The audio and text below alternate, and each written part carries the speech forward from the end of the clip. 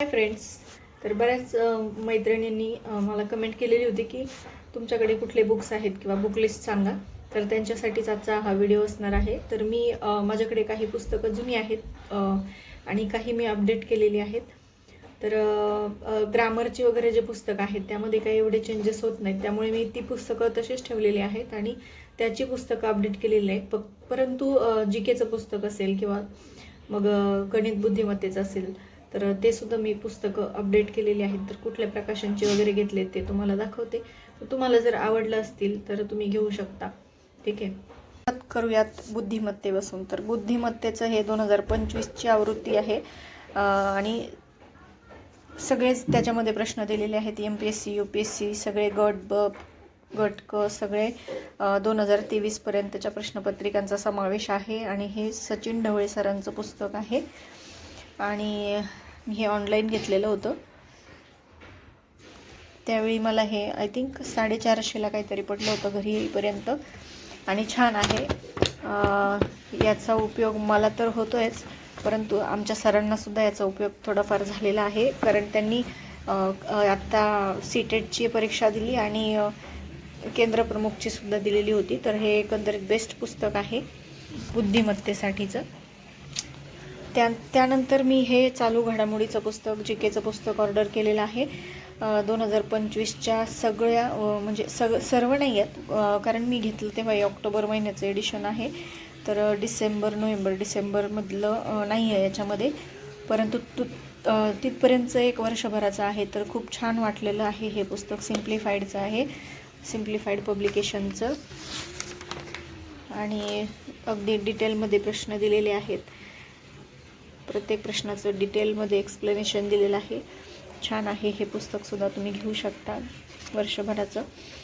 त्यानंतर गणितासाठी माझ्याकडे हे मॅजिक ऑफ मॅथमॅटिक्स ही जुनी आवृत्ती आहे, परंतु याच्यामध्ये अगदी डिटेलमध्ये छान सूत्रांचा वापर करून गणित सोडून दिलेले आहेत छानपैकी. जुने जे काही संकल्पना आहेत ते अगदी डिटेल आणि छान समजवलेले आहेत. याचबरोबर माझ्याकडं संपूर्ण गणित क्लुप्त्या आणि सूत्रे हे UPSC आणि MPSCला सुद्धा चालतं. आणि हे आहे पंढरीनाथ राणे सरांचं चैताली प्रकाशनचं बुक आहे. त्याच्यानंतर इंग्रजीसाठी माझ्याकडे बाळासाहेब शिंदे सरांचं ही 2018ची आवृत्ती आहे, ही आहे. आणि याच्याबरोबरच ना व्होकॅब्युलरीसाठी ना माझ्याकडे हे ब्लॅक बुक जे आहे त्याच्या मी प्रिंट आऊट काढलेले आहेत. आणि छान आहे हे पण. व्होकॅबसाठी ब्लॅक बुकमध्ये छान दिलेलं आहे. अँटोनिम्स, सिनोनिम्स, त्याचबरोबर वन वर्ड वगैरे. मराठीसाठी माझ्याकडे दीपस्तंभचं हे जुनंच पुस्तक आहे, 2018 सालचं आहे. त्याच्यानंतर कॉम्प्युटरसाठी मी हे GCC TBCचा जो कोर्स असतो ना त्यातलं हे पुस्तक आहे आणि त्याची प्रिंटआउट काढून घेतलेली आहे. याच्यामध्ये सुद्धा सगळं काही डिटेल आहे. त्याचबरोबर मी तुम्हाला जे पुस्तक पाठीमागे वाचून दाखवत होते ते म्हणजे हे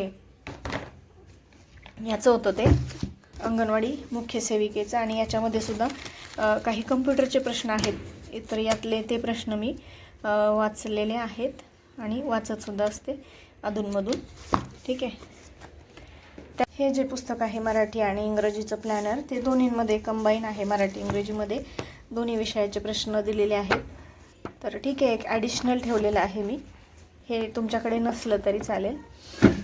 त्याच्यानंतर अजून एक बुक आहे माझ्याकडं, ते म्हणजे हे के सागरचं आहे. खूप जुनं आहे, परंतु 1 लायनर प्रश्न चांगले आहेत त्याच्यामध्ये वाचण्यासाठी. सगळे विषय आहेत. राज्यघटना आहे, अर्थशास्त्र आहे, सायन्स आहे, हिस्ट्री आणि जिओग्राफी असे सगळे विषय आहेत. आणि जुनं आहे परंतु छान आहे. हे मी आत्ता सध्या सोडवत असलेलं अथर्वश्री 5वीचं शिष्यवृत्तीचं पुस्तक. आता हे माझं नाही आहे, परंतु तुम्हाला माहीतच आहे, मी सोडवण्यासाठी आणलं आहे ते. आणि अजून एक हे जे आहे डेरियस फॉरॉक्सचं फोकस ऑन व्हॉट मॅटर्स, हे सेल्फ हेल्प बुक आहे. मी स्वतःसाठी घेतलेलं आहे. कधी कधी वाचत असते मी याला, पण बऱ्यापैकी वाचून होत आलेलं आहे. खूप छान पुस्तक आहे हे सुद्धा.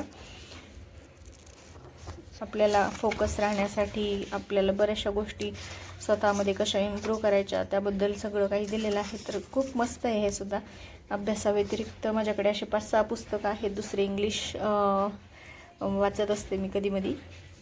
त्यानंतर अजून 2-3 ॲडिशनल बुक आहेत माझ्याकडे. हे आहे इंग्लिशचं रामदास वाघ सरांचं, जुनं आहे खूप. त्यानंतर हे बुद्धिमत्तेचं, सेपरेट बुद्धिमत्तेसाठीचं हे पंढरीनाथ राणे सरांचं, परंतु याच्यामध्ये एवढे जास्त काही उदाहरणं नाही आहेत, त्यामुळं मी ते दुसरं घेतलेलं. आणि हे तलाठीचं 2018चं आहे. आता याचा एवढा काही उपयोग नाही, परंतु मॅथ्सचं आणि मॅथ्ससाठी छान आहे, कारण यातले मॅथ्सचे जरी उदाहरणं सोडवले तरी छान प्रॅक्टिस होऊ शकते, म्हणून मी हे ठेवलेलं आहे. तर होप तुम्हाला आजचा व्हिडिओ आवडला असेल, आणि आवडला असेल तर व्हिडिओला नक्की लाईक करा आणि अशाच अपडेटसाठी आपल्या चॅनलला सबस्क्राईब करून ठेवा. भेटूयात पुढील एका नवीन व्हिडिओमध्ये.